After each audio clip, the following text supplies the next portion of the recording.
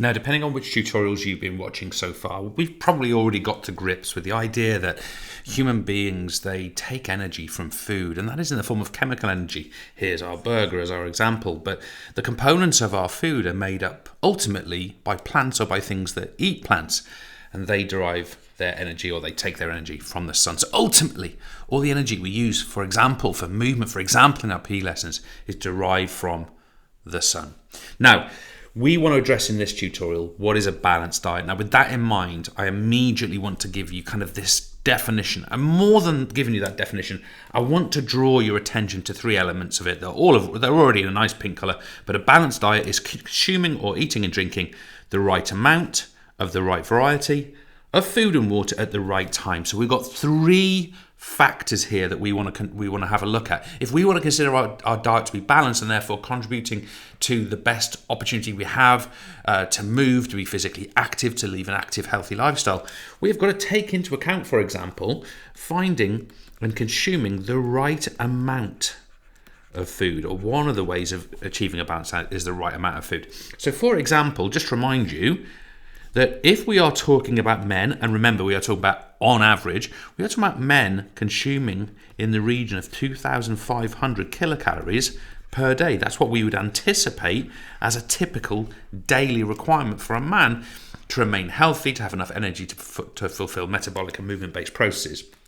Now, we also know that for women, on average, and I really want to stress on average again here, we are talking about fewer calories. We're talking about 2,000 kilocalories per day. And of course, one of the things you can do is you can start to consider how many calories are in different types of foods. But it's not just about how much we eat. If we were to consider balanced diet purely to be this, we would be ignoring variety and timing of our intake, and therefore we want to be considering that as well. So let's move this on. Let's start to think about the right variety of food. And you're probably not going to be surprised to hear me say, well, you need to have a varied diet. This is a fairly common message that we receive, completely accurate, of course, but we want the right variety of food. What do we understand by this concept? Well, the first one, and this key to this one is the very first word, is we want a balance, and I really want to underline that word balance. We want a balance of protein, of carbohydrate, more of which in future tutorials, by the way. If you're not sure what proteins, carbohydrates and fats are, don't worry, I'm going to go through that with you so you have a really clear understanding of this. But we want a balance of protein, carbohydrate and fats. Now, all of these have a capacity to contribute energy, especially carbohydrates and fats, but more specifically, they all perform individual roles, and we need therefore to get the balance of what we have in our diet right. So for example, if we eat a very carbohydrate rich diet and we are low on fats and protein, that's going to have an implication for our health. Now, the second part of this in terms of right variety, we want to have, and this again, this first word seems fairly general, but it's actually a key word. We want plenty of vitamins and minerals. And can I stress again, I am going to cover vitamins and minerals in detail in other tutorials, but we want plenty of vitamins and minerals in our varied diet. Thirdly, we want plenty of fiber. Again, we will come back and do an entire tutorial on fiber. But fiber is essential for gut health, and therefore fiber aids digestion of these other things that we're talking about. And finally, we want to ensure that we remain very well hydrated, so we want plenty of water in our diet.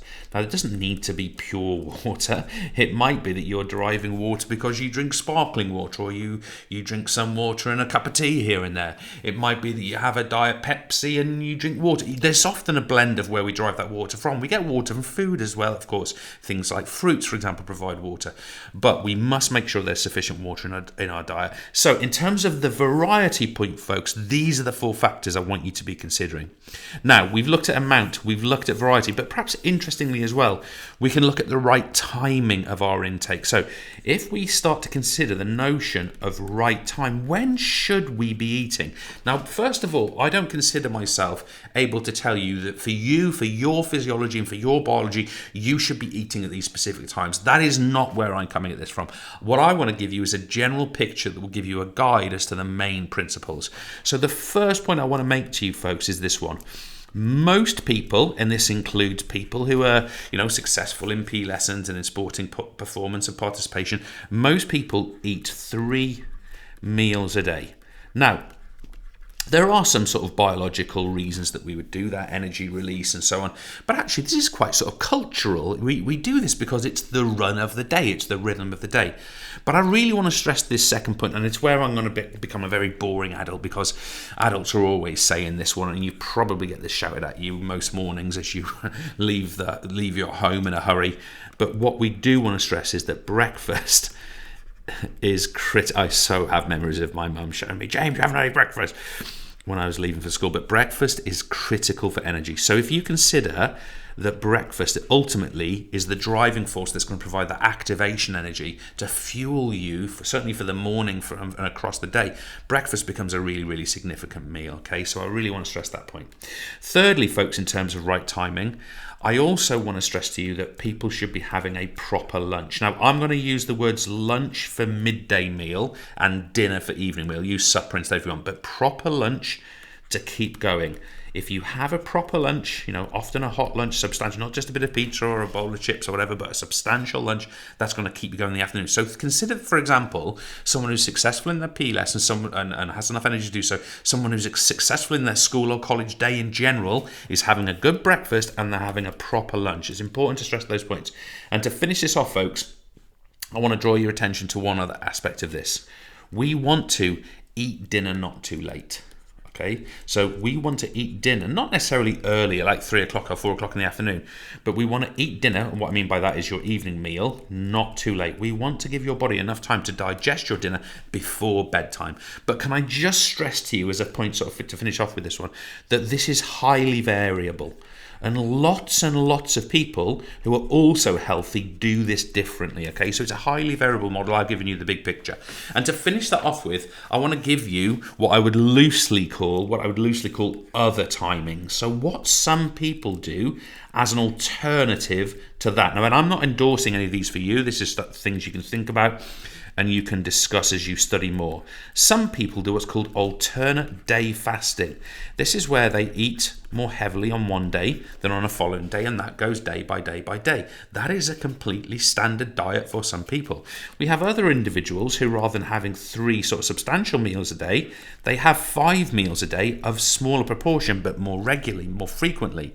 And of course, there are other variations. We're going to have a look at other things like keto diets and what have you later on in this course.